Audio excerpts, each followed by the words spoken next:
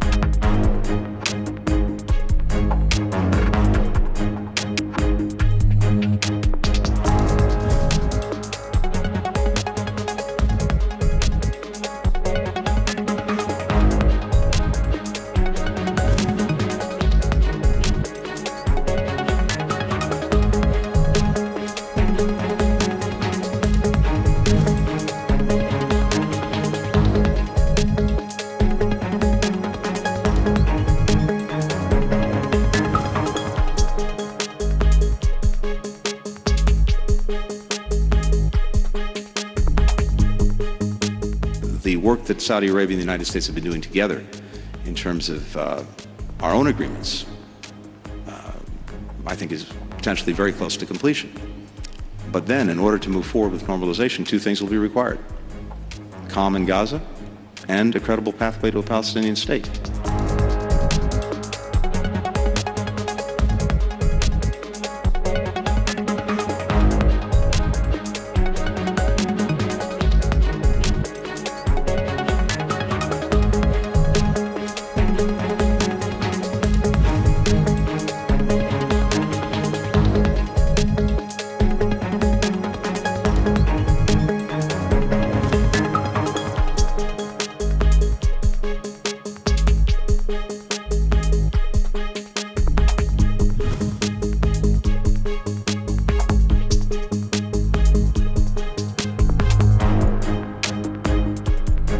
وإذ نؤكد على موقف مجلس التعاون الثابت بشأن العدوان الإسرائيلي على قطاع غزة والمطالبة بالوقف الفوري والمستدام لإطلاق النار والعمليات العسكرية الإسرائيلية في كافة أنحاء غزة بما في ذلك مدينة رفح، وضمان توفير وصول كافة المساعدات الإنسانية والإغاثية والاحتياجات الأساسية لسكان غزة.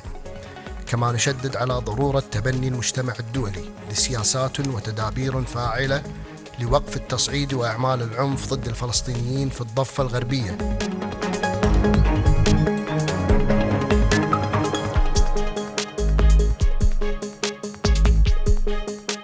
President Biden has insisted that Israel take specific, concrete, measurable steps to better address humanitarian suffering, civilian harm, and the safety of aid workers in Gaza.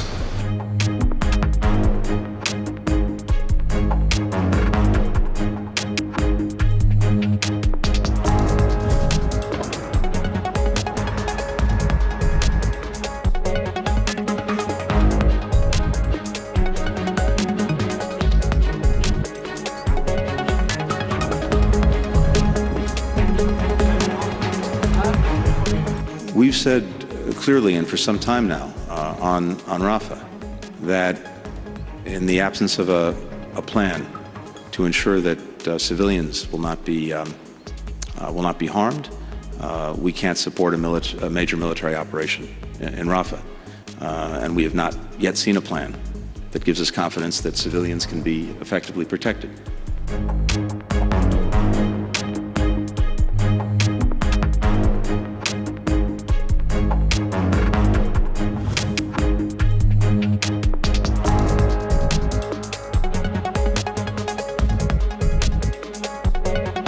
Hamas has before it a proposal that is extraordinarily generous on the part of Israel.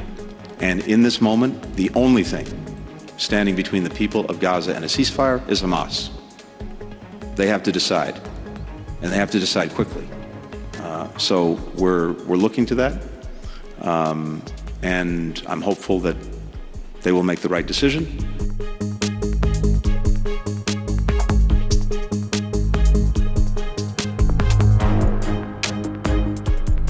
But it does seem to me there is now, let's be frank, a pretty generous offer of, sustained 40-day ceasefire, the release of potentially thousands of Palestinian prisoners in return for the release of these hostages who've now been in captivity for over 200 days. So I hope Hamas do take this deal, and frankly all the pressure in the world and all the eyes of the world should be on them today, saying take that deal. It will bring about this stop in the fighting that we all want to see so badly. And let's assume for a second that does happen. That would be a good outcome. But then the most important thing is how do you build the momentum to turn that stop into the fighting into a permanent, sustained ceasefire and a political process that can bring this conflict to an end.